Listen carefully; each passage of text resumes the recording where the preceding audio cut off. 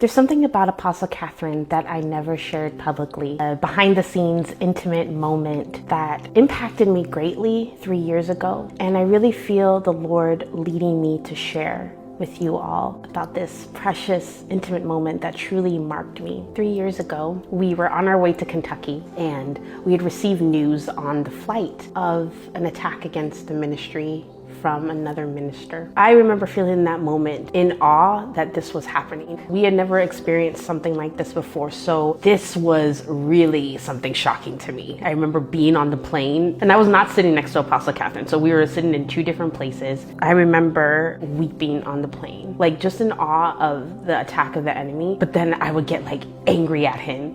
And then I go back to weeping, and then I get angry at him, and then I go back to weeping. It was the first time that I ever experienced like that flip-flop of emotions in like such a short span of time. And at one point, Apostle Kathryn, I think she had got up to go to the bathroom. She passed by my seat, and with tears in my eyes, I'm just watching her. She looked at me and she smiled.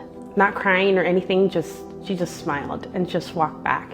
And I knew what we had just heard of was really painful.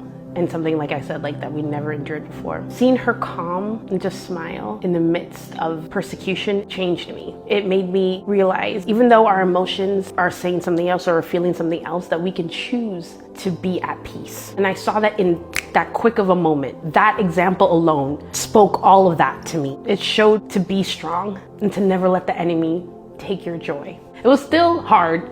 I remember getting off the plane, still like weeping. We're like walking through the airport. She's encouraging and she's saying like, like God is gonna see us through. Like this is God's church, this is his plan, this is his ministry. He's gonna take care of his ministry. Later on, we went to the hotel. I went with Apostle Kathryn to her hotel room. She got on the bed and she got like comfortable. We were talking about, the situation. She pulled up her phone. I'll never forget this moment. And I just recently told her about this moment, so she didn't even know. I didn't think she even remembered. She didn't even realize like how I was changed by just witnessing her. I just told her like last week.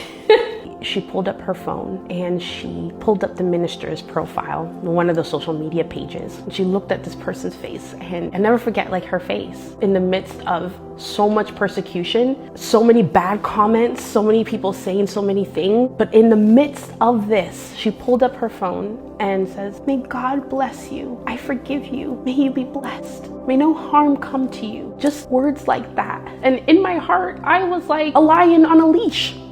Like, I was like Peter about to chop off some ears. That's what I wanted to do.